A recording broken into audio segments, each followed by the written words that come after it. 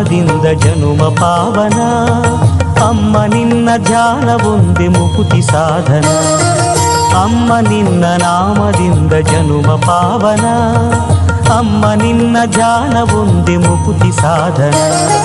ಶಾರದಾಂಬೆ ಜಯ ಜಗದಂಬೆ, ಶಾರದಾಂಬೆ ಜಗದಂಬೆ ನಿನ್ನನೇ ನಂಬಿದೆ. ನೀರಜಾಕ್ಷಿ ಕರುಣದಿ ಹರಸು ಎನ್ನುತ್ತ ಬೇಡುವೆ. ಅಮ್ಮ ನಿನ್ನ ನಾಮದಿಂದ ಜನುಮ ಪಾವನ.